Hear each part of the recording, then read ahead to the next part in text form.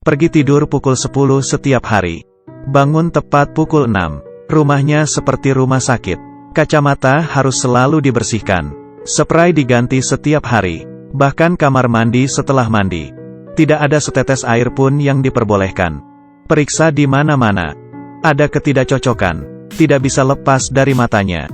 Memakai pakaian. Ini adalah kebiasaannya. Setiap perilakunya. Semua sesuai rencana.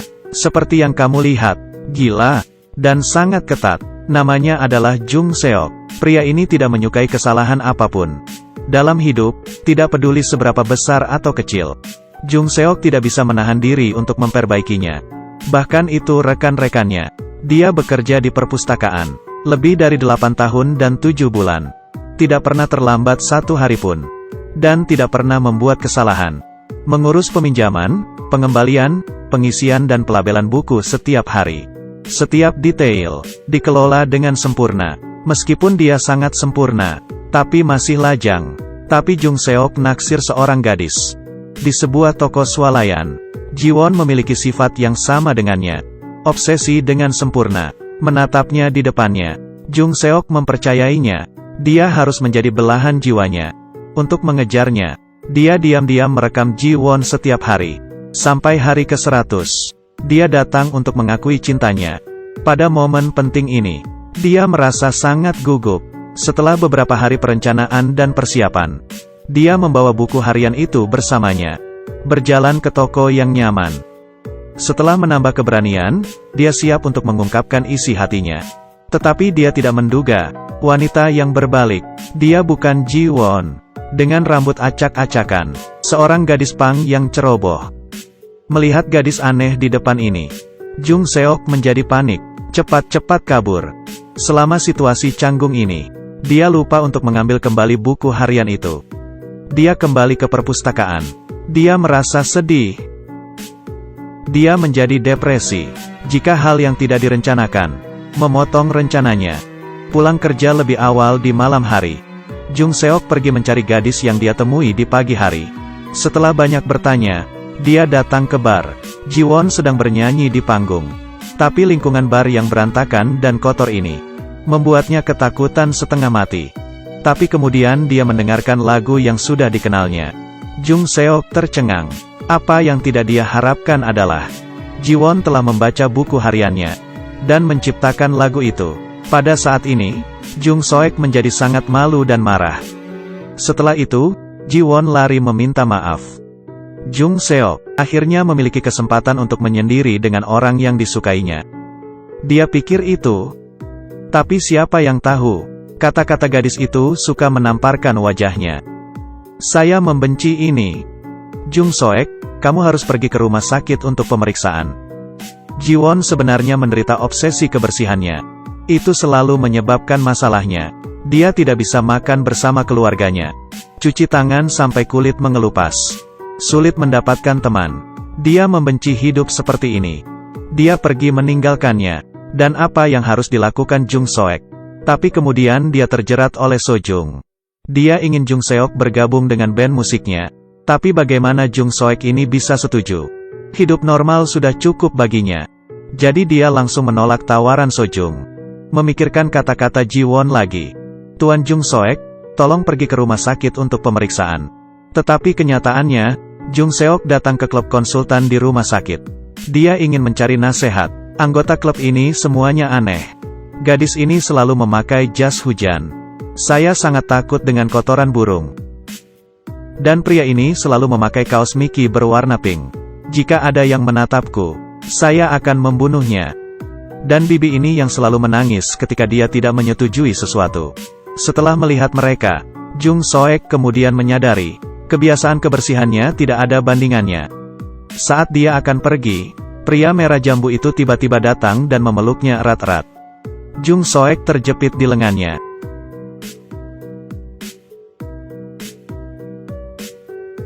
Lalu dia bergegas keluar untuk melepas pakaiannya. Dia juga berpikir bahwa dia harus mulai berubah. Jung Seok datang untuk mencari Jiwon lagi. Tapi dia tidak mengatakan apapun. Sojung melompat keluar. Apakah Anda masih mempertimbangkan tawaran saya? Dia hampir tidak meyakinkannya. Jung Seok akhirnya setuju. Lagi pula, lagu Sojung juga berasal dari buku hariannya. Mereka membentuk sebuah band. Bakat tidak bisa menggunakan plagiarisme. Setelah konfirmasi, Jung Soek pun membuat kondisinya sendiri. Dia ingin menyingkirkan obsesi kebersihan. Sojung setuju untuk membantunya. Dan sebagai langkah pertama, Sojung mengambil arlojinya. Dia tidak bisa menyetel alarm di malam hari. Dia mengalami insomnia. Teruslah memikirkan tentang perencanaan untuk minggu demi minggu. Tapi tidak peduli bagaimana dia mencoba. Dia merasa tidak enak untuk dilupakan. Dan tidak bisa tidur. Keesokan harinya, dia terbangun oleh mimpi buruk. Buka mata dan lihat jam. Ini sudah lebih dari jam 9. Dia menyikat dengan cepat, lari ke perpustakaan. Saat ini, tim sedang rapat. Ketika dia datang dengan tampilan yang ceroboh. Rekan-rekannya memuji dia. Setelah 8 tahun, akhirnya Jung Soek seperti orang normal untuk pertama kalinya. Yang juga bekerja hingga larut. Segera, band mulai berlatih. Melihat piano di depan, dia menyeka kotoran. Pada awalnya, dia hampir tidak bermain. Tapi setelah beberapa saat jari-jarinya mulai menari di atas keyboard. Sojung kemudian menyadari, pria ini sangat berbakat. Dia memainkan musik yang indah di dalam ruangan. Sojung tergerak dan tidak bisa menahan emosinya. Sangat bersemangat, dia memeluk Jung Soek secara emosional. Meskipun dia memeluk seorang gadis cantik, tidak menikmati tapi panik, cepat-cepat mendorongnya pergi. Kehabisan kamar, dengan pengalaman pertama yang lebih dekat dengan Sojung. Jung Soek mulai lebih mengerti tentang dia. Dia ingin berpartisipasi dalam kompetisi musik kali ini. Ternyata mantan pacarnya adalah salah satu juri. Dalam hubungan masa lalu mereka, Sojung menemui bajingan ini. Dia pria yang sudah menikah. Dan rumor menyebar kemana-mana.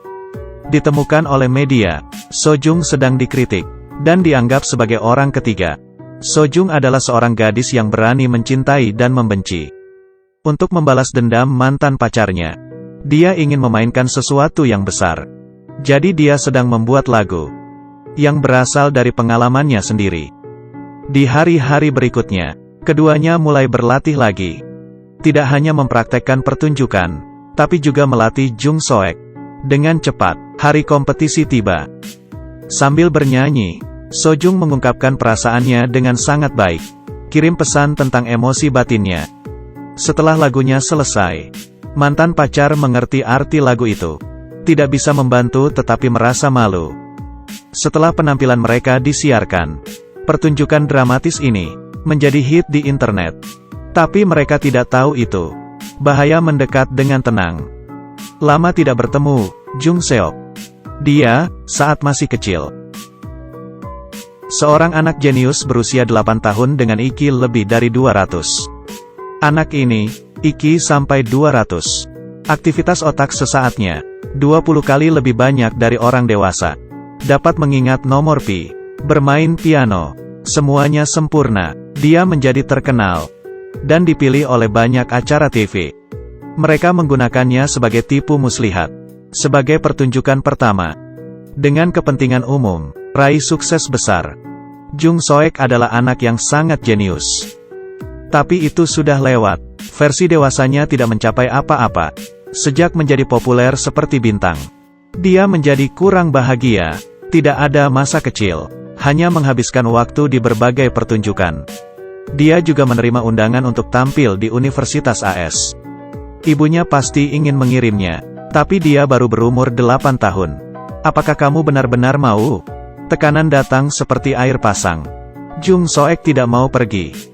Jadi di pertunjukan terakhir, bahkan jika tuan rumah memberinya jawaban sebelumnya, Jung Soek masih sengaja melakukan kesalahan. Tuan rumah tidak mengharapkan itu. Sebagai hasilnya, pertunjukan gagal total. Penonton merasa kecewa. Banyak yang mulai menyiksanya. Semua orang kembali padanya. Penuh wartawan mengikutinya. Tapi saat ini, kemacetan antrean mendorong ibunya keluar dari tangga. Melihat tubuh ibunya dari atas, Jung Soek kecil putus asa. Saat ibu masih hidup, selalu beritahu Jung Soek. Sering memotong kukunya, berganti pakaian sesering mungkin. Ini juga turut membentuk karakternya. Dia terus melakukan itu, sebagai kebiasaan yang tidak disadari. Tidak ada yang terlahir untuk menjadi orang aneh. Pengalaman masa kecil yang tragis. Jung Soek menyimpannya di dalam. Menjadi bekas luka yang tak terhapuskan setelah sekian lama. Jadi ketika dia melihat tuan rumah itu lagi, bekas luka itu menjadi sakit lagi. Saat ini, rumah sakit mengiriminya surat. Akan ada pertemuan saling membantu segera. Setiap orang harus membawa orang yang telah membantu mereka untuk berubah. Ketika Jung Soek memegang surat undangan, dia tidak tahu harus berbuat apa. Berdiri di depan toko serba ada. Tidak berani masuk. Apa ini? Bibi, ini. Oh, ini untuk Ji Won, kan? Untungnya, dengan bantuan Bibi ini, surat itu berhasil diberikan kepada Ji Won. Tapi Sojung juga melihat semua ini. Apakah dia benar-benar merasa bahagia? Di bioskop, keduanya menunggu filmnya dibuka. Tetapi selama obrolan, Ji Won menemukan bahwa di jantung Jung Soek telah diisi dengan Sojung. Tuan Jung Soek telah berubah. Itu bukan karena terapi dokter berhasil. Apa? Anda sebaiknya memberikan surat ini kepada orang yang benar-benar ingin Anda berikan. Dia kembali ke toko serba ada. Menatapnya di balik rak. Dia buru-buru memberinya surat undangan. Dan dengan canggung meninggalkan gadis itu dengan terkejut. Berjalan seperti anak kecil. Dia sedang jatuh cinta. Tapi dia tidak tahu itu. Pembawa acara tahun itu, untuk membuat berita hangat, dia telah datang ke kolega Jung Seok. Rekan-rekannya tidak tahu masa lalunya. Tetapi hanya informasi tentang permukaannya. Selama waktu itu, Jung Soek adalah topik hangat. Ketika orang-orang membicarakannya, dia hanya bisa menyembunyikan dirinya di rumah. Dalam sekejap mata, pertemuan saling membantu telah datang. Para pasien kini telah berdiri dan menunjukkan peningkatan mereka. Tapi di antara penonton, duduk dari jauh di belakang, adalah pria pembawa acara itu. Dia datang untuk memanfaatkan berita, dan mencoba mendekati Jung Soek. Jung Soek segera naik ke panggung untuk berbicara. Dia hanya mencurahkan rasa sakit, keluhan, keengganan, dan ketidakberdayaannya. Dia selalu harus berakting. Tapi dia sekarang, setelah beberapa tahun, ini adalah waktu yang paling menyenangkan yang pernah dia rasakan. Gadis itu telah membantu menyembuhkan bekas lukanya. Di pundak dokter, dia menangis. Dan tuan rumah ini, mungkin karena tersentuh, atau karena kasihan, setelah mendengarkan pidatonya, meninggalkan ruangan dengan tenang. Keduanya berjalan bersama bahu-membahu. Tapi Jung Soek sepertinya memiliki sesuatu dalam pikirannya. Selama perjalanan, akhirnya, dia mengumpulkan keberanian. Berinisiatif untuk menyatakan perasaannya pada Sojung. Sojung, meskipun kamu selalu berantakan dan ceroboh, aku tidak merasakan orang yang sama saat bersamamu. Tapi ini aneh. Apa? Aku mencintaimu. Sojung memberinya ciuman terkejut. Jung Soek yang tidak pernah jatuh cinta, merasa shock dan jatuh ke tanah. Saya adalah orang yang kamu suka. Padahal dunia ini kotor dan penuh bakteri. Tapi dia bisa bersama orang yang memahaminya. Cepat datang. Tolong.